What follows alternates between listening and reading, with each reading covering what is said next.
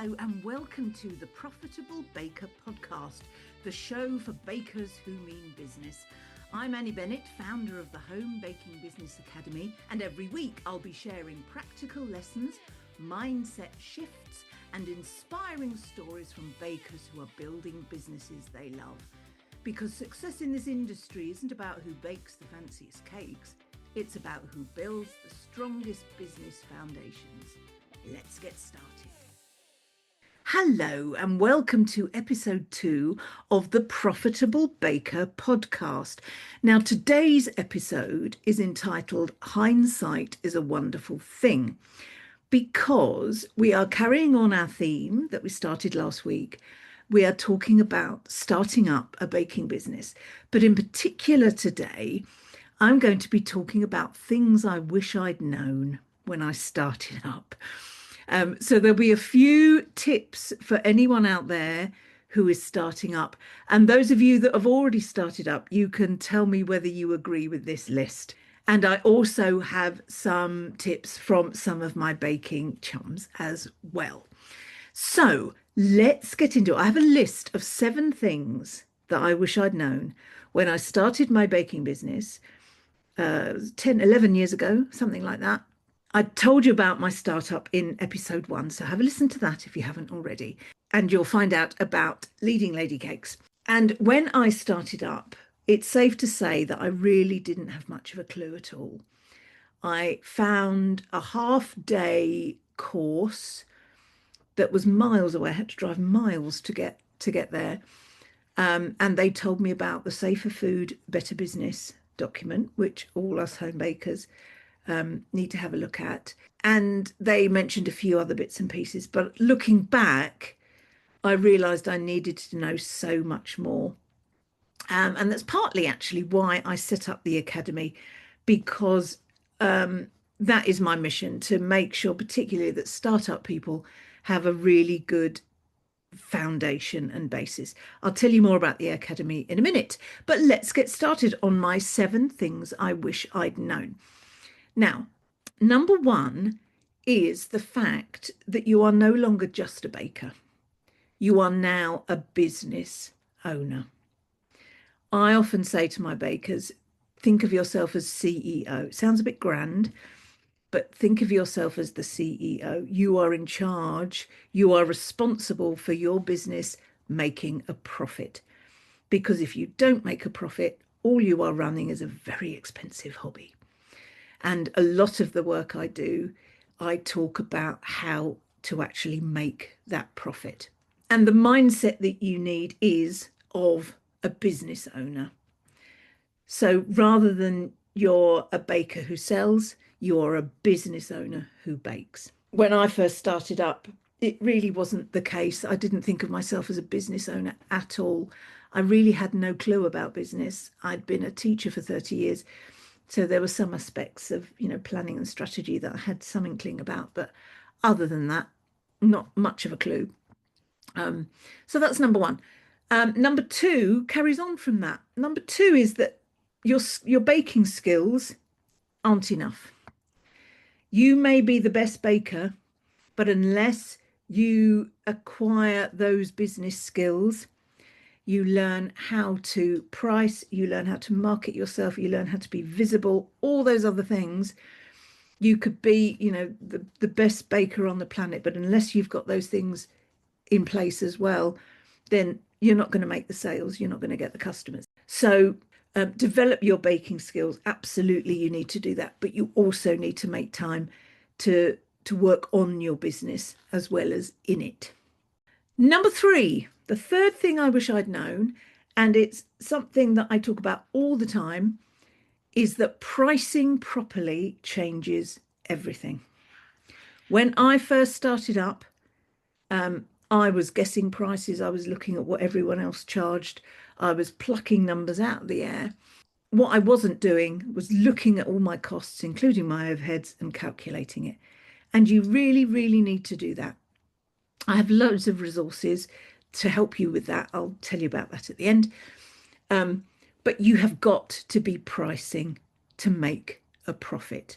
A lot of bakers actually say to me, but Annie, if I put my prices up, I'm going to lose my customers. And this is where we come on to number 4 on the list, and that is knowing about your ideal client. As soon as I started understanding this concept of ideal client, it was something I didn't know anything about when I first started up, had not even a clue that the phrase, the concept existed. But as I entered the business world and talked to a lot of experts and successful business owners, I realized that knowing about your ideal client is really, really important. Not only that, but getting visible in front of the right people. And this is where you know that you can price accurately, price to make a profit, because there will be people out there that will pay that. I'm going to run a couple of episodes to do with pricing, probably more than one actually, because I talk about it all the time. I think it's one of the most important aspects of your business is to get your pricing right. And I see bakers all the time that say, well, if I raise my prices, I'll lose my customers. And I say, well, why are you keeping customers that aren't paying you enough? Surely you want to find the customers that will pay you enough. And they are out there. Believe me, they are out there. You just have to trust the process. You know, for example, I know wedding cakes aren't what everyone does, but just for an example, I know wedding cake bakers that don't charge less than 2,000 for a wedding cake. That is their starting price. And they find the customers that are willing to pay that, that are happy to pay that, that want all the service and the quality that goes with that. So it's all to do with knowing who your ideal client is, getting visible in front of them, and engaging with them, making them feel that you are the perfect person for them. There's an awful lot of work in that one. And in the academy, we do talk about that a lot. In the academy membership, we do a lot of work on that. So that's number 4. Now, number 5, this is something that I learned a way back. In fact, this is something I learned during teaching. And this is actually saying no. It is a bit of a skill saying no, but it's perfectly fine to say no to orders. You don't have to do all the orders that come your way. I know that might seem sort of counterproductive, you know, particularly at the start of your business. You want to take everything that's going because you want to build up. But if there's a booking that doesn't align with how you work, if you get a bad sort of red flag vibes from the customer, it is perfectly fine to say, sorry, no, I'm not going to take this order, because you are protecting yourself, your sanity, your business. And remember what I said at the beginning, you are the CEO of your business. You are responsible for it making a profit, but you're also responsible for your own health. And this is something else I often talk about, that you've got to make sure that you look after yourself. I know that's a phrase that's bandied about, look after yourself, but you are your business's biggest asset. Doesn't matter what mixers and ovens and everything else you've got, you are your business's best asset. So you have got to treat yourself as such and look after yourself to make sure that you are in a position to do your job at your best as much as you can. Okay. Again, this is going to be the subject of another episode in the future, but knowing when to take a break, knowing when to say no, and knowing when to come away from your business so that you can get refreshed and come back into it with gusto. Now, number 6 on the things I wish I'd known list is you don't have to do everything at once, and you don't have to buy all the equipment at once. When I first started, I thought that I needed to, you know, have a sparkly kitchen with all the, you know, all the gizmos, all the machines, all the cookie cutters, all the whatevers, because that's what was, you know, that's what I saw in the books and on the internet and on social media. But you don't. You don't have to do everything at once, and you don't have to buy all the equipment. When it comes to equipment, if you need to buy new things, buy it as it's required. So if you get an order for cakes or cookies or whatever it is, and you need to buy a certain tin or a cutter, buy it at that point. Don't buy things anticipating that you're going to have to use them. The only exception to that would be if you are making wedding cakes, you would need a set of the different sizes because the chances are that you're going to need all of them. But apart from that, don't go buying loads and loads of cookie cutters. I know the temptation is to go in. I've done it myself. And you look at the cookie cutters and you think, oh, that'd be a great one to have. Oh, I love that one. Yes, I'll have that one. And they sit in the drawer, getting dusty, and they're never used. So only buy when an order requires it, or when you're developing a new product that you want to sell, and you want to launch, and it requires certain things, for example, Christmas or Halloween or Mother's Day or something like that. But then you're buying something that you know you're going to use for bookings, for orders. And the not doing everything at once. You will find that there are lots of things that you need to do when you start a business, but pace yourself. Don't try and do everything, in the first couple of days.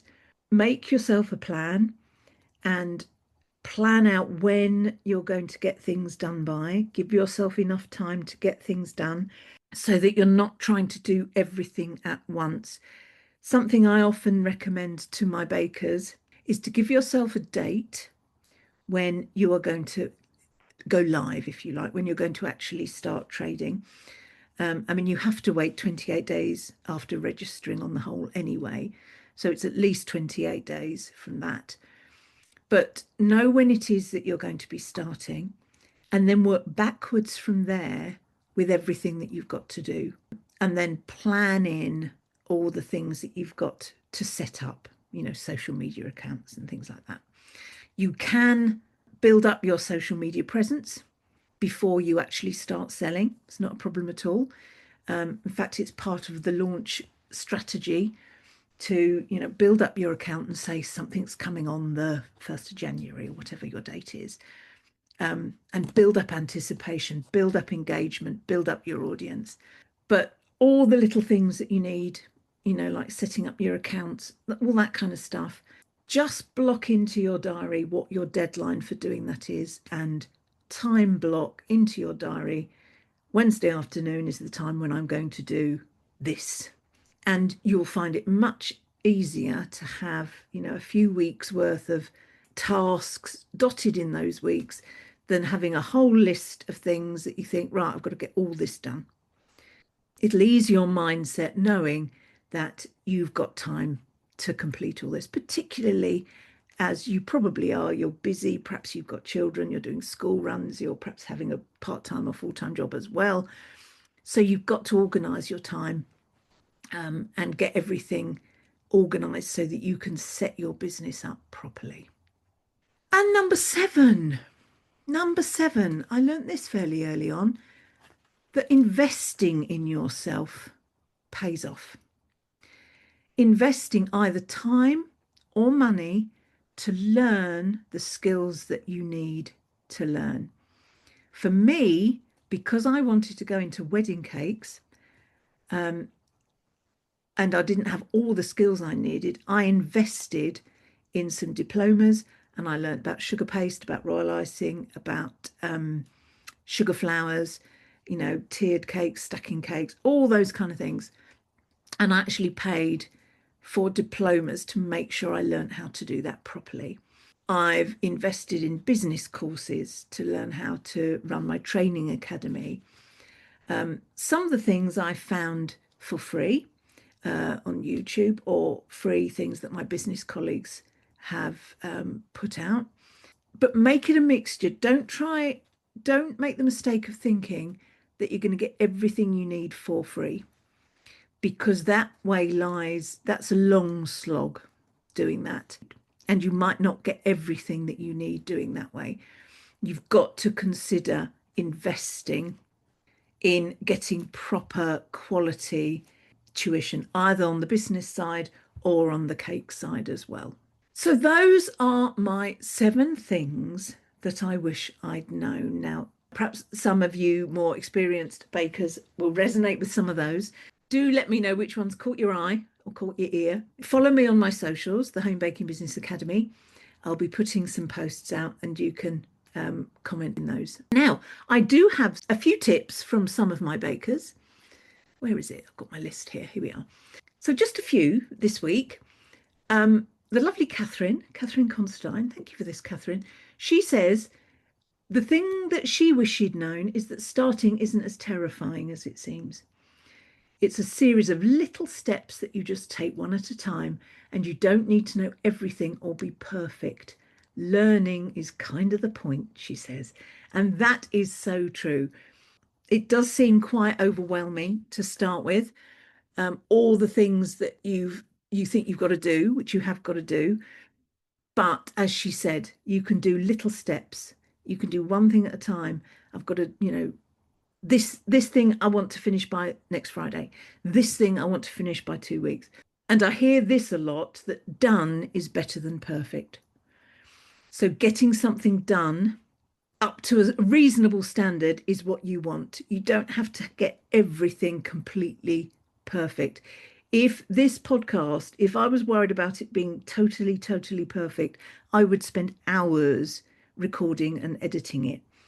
As it is, there's the odd there's the odd pause, there's, little bits and pieces in here that I've just left in because they sound natural and it's fine, But as she said, as Catherine says, learning is kind of the point. And just a word here on another of my favorite subjects, and that's mistakes and failures. I'm an absolute believer in mistakes and failures being how we learn.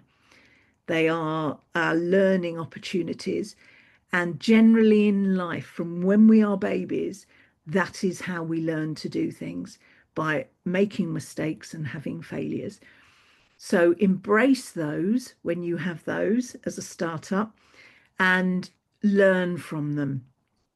Whenever I do something wrong or something goes awry, either in my business or in life generally, I let myself get annoyed for a bit, but then I say, right, what can I learn from this? What's this taught me? What am I going to take forward to next time? And that really is the way to be, because we're building on our skills all the time. So who else have we got here? Who's given us a tip? Katie Alicia Plumley. Hello, Katie. She says that in actual fact, you won't want anyone and everyone to order from you, and how important it really is to have an ideal client in mind. Absolutely. That's what I was saying earlier, wasn't it? That the aim isn't to just get anyone and everyone to order from you. You don't want to appeal to everyone. You don't even, as I said before, necessarily want to sell to everyone. You have the capacity to say no if things don't feel right. But the ideal client thing, and I will do an episode on this, but the ideal client thing is more a case of who you are trying to get in front of and who you are appealing to, rather than just saying no to everyone that isn't your ideal client, because it doesn't work like that. I have lots of people in my academy that aren't what on paper is my ideal client, but they are fabulous members. They learn, they come to all the sessions, and they benefit from what I do. So Katie's right. You don't want anyone and everyone to order from you. You want to appeal to who your ideal client is. And then finally, Catherine McDonald. Hello, Catherine. She says, and this is another really good one, she says, stay on top of the admin. It's just as important as the baking to know your costs and calculate your taxes. Absolutely. The bookkeeping, accounting side of it. In fact, that is probably the side that I see a lot of bakers faltering at the start. It's the thing that makes them not want to start. The fear of the taxes and how that all works and whether they might get caught out and so on and so forth. Actually, the tax side of things is a lot more straightforward than you might think it is. I will do, obviously, another episode on that at some point. because I'm a qualified bookkeeper, so I know a little bit about that. But Catherine is really, really right. Stay on top of your admin, keep your accounts in order, know your costs. I'm always talking about that, particularly when it comes to pricing. Know your costs. Keep a track of all your costs and all of them, your overheads as well. I do have a masterclass showing you how to calculate not only your prices, but your overheads as well. It's really, really important that you do that, you don't guess those. Have a look in the notes. You'll find the link to all that in there. But Catherine's absolutely right. Stay on top of the admin. And by admin, we also mean keeping track of your orders, making sure that you don't forget any orders. I know a lot of bakers that will hold their hands up and say, yeah, I've forgotten an order. Someone messaged me on a Friday night saying, when shall I collect the cake on Saturday? And I haven't done it. Lots of bakers staying up all night on a Friday night to make sure they get the cake done. And that is a steep learning curve as well. That is another, oh my goodness, I'm not going to let that happen again. What system do I need to put in place to make sure that doesn't happen again? And having some sort of system, whether it's a paper, hard copy book, or it's online on a spreadsheet or whatever, having some way of tracking all the orders that come in and making sure that you're doing the right product, the right order on the right date for the right person. Obviously, really important that. I have on occasion made the mistake of doing wrong flavors in cakes. It's generally something you don't do twice, because once you've done it, you work out a way to make sure you don't do that again.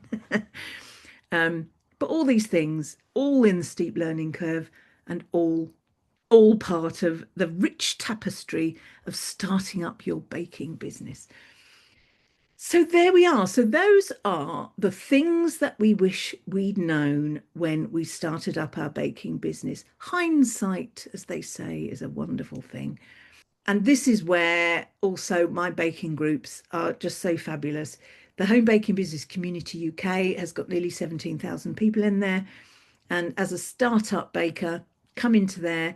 Any questions that you have, someone will answer for you or give you some advice. And then the academy is for those that really want to knuckle down and get their business off to a flying start. I do have in there the standalone course, Start Your Own Baking Business. And in there are quite a few sessions, registering, the kitchen inspection, there's a pricing session, there's a marketing session, all the basics that you need to get set up. And they're all in the academy. So that is in addition to all the stuff that's ongoing in the academy. At the moment, November is pricing month. That's what we're talking about this month. December, next month, look ahead to December in the academy, we are going to be looking at planning for 2026. That is what we're going to be looking at in December. And we look at our strategies, we look at our goals, we look at our targets, and we plan out what it is we want to be doing in 2026. And we create an overview so that we really start January knowing exactly what we're aiming for. I'll be talking about goals in the next episode, because we're a really slick operation here, and that's how I work. So thanks for listening to the Profitable Baker podcast. Please subscribe and follow, and leave us a review on whichever platform you are listening on. That would be very much appreciated, because obviously the more reviews we get, the more that the podcast is pushed out, and the more people can access it, which is obviously my goal. And as I said just now, join me next time for episode 3. We are going to be thinking about our goals, what we actually want to achieve as a baking business owner, because knowing that really, really helps your everyday business. And you might find that some of the answers that people give might surprise you, because it's not necessarily all about the money. So tune in next time to find out what our baking business goals are. Thank you for joining me, and I'll see you next time.